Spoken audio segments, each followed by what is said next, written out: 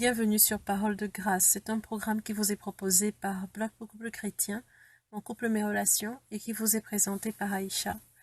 Alors merci de votre fidélité à ce programme de samedi où on aborde toutes les questions relatives à la restauration du mariage. Un des problèmes que l'on rencontre souvent quand on prend la décision de prier par rapport à la restauration du mariage, c'est le problème de la culpabilité. Et j'ai vraiment à cœur d'aborder ce sujet-là aujourd'hui parce que je discute des fois avec quelques personnes qui ont vraiment du mal dans ce domaine-là et qui sont pas sûres, qui n'ont pas d'assurance devant Dieu. Alors c'est très important de dealer avec ça afin de pouvoir s'approcher de Dieu avec assurance, l'assurance qu'il vous écoute et l'assurance qu'il vous exauce. Amen. Donc, beaucoup d'entre nous ont des histoires compliquées, un passé lourd, marqué par des choix de vie, des décisions qui ont souvent été à l'encontre de la volonté de Dieu. Certaines personnes ont touché à la pornographie, à la drogue, au jeu, d'autres ont été adultères eux-mêmes. D'autres ont vécu en concubinage, bref, quoi, beaucoup ont des passés vraiment compliqués avec beaucoup d'histoires qui n'étaient pas à la gloire de Dieu. Et maintenant que vous avez décidé de vous approcher de Dieu pour prier par rapport à votre couple, la culpabilité vous limite. Vous avez l'impression d'avoir un ciel fermé au-dessus de votre tête et des phrases comme celle-ci résonnent dans votre cœur. Dieu peut-il vraiment m'entendre après toutes les erreurs que j'ai faites? Je me sens trop sale. Je ne vois pas pourquoi Dieu me répondrait après tout le mal que j'ai fait. Je me sens coupable. J'arrive pas à prier.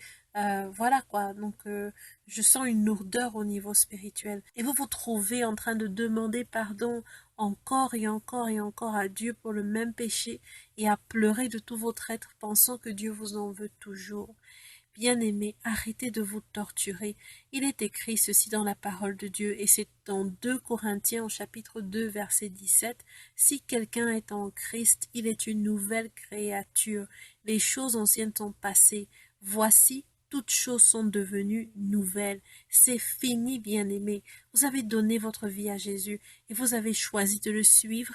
Alors les choses anciennes sont passées et tout est devenu nouveau. Le sang de Jésus vous a lavé et vous êtes devenu quelqu'un de nouveau.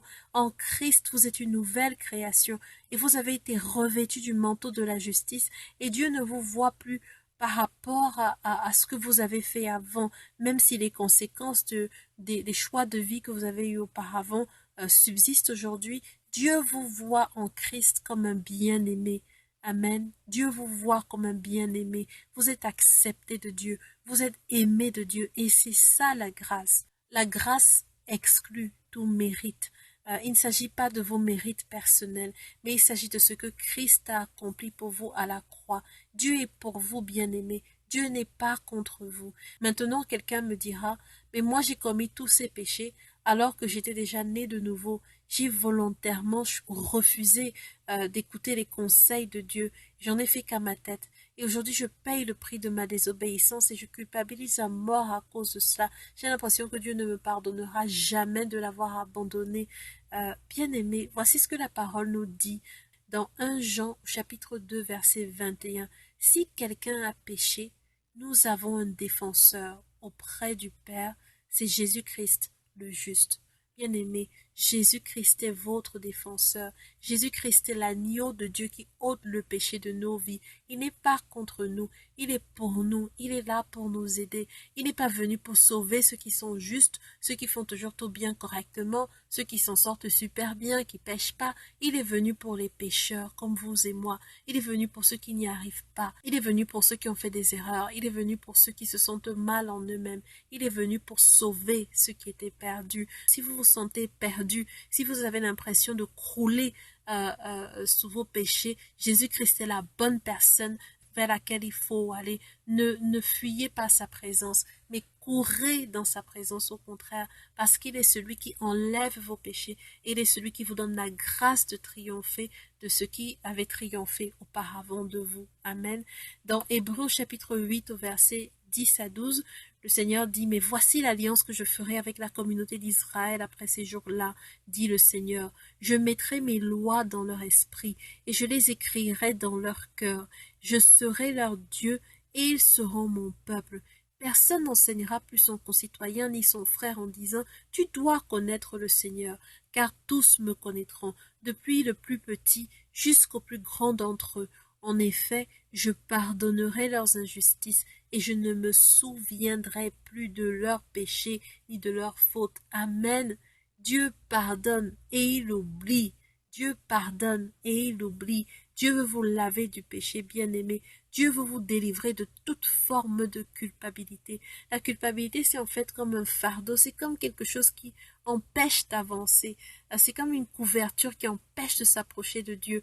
Et Satan déploie une énergie considérable pour vous accuser, pour vous rappeler vos péchés, afin que vous restiez dans un état de culpabilité. Parce qu'il sait que tant que vous vous sentez coupable, vous n'allez pas avoir d'assurance devant Dieu. Vous aurez du mal à vous ouvrir pour recevoir ce que Dieu a pour vous. Vous aurez du mal à croire en la bonté de Dieu. Vous aurez du mal à recevoir l'amour de Dieu. Satan, c'est ça. Et il travaille dur pour vous maintenir dans la culpabilité.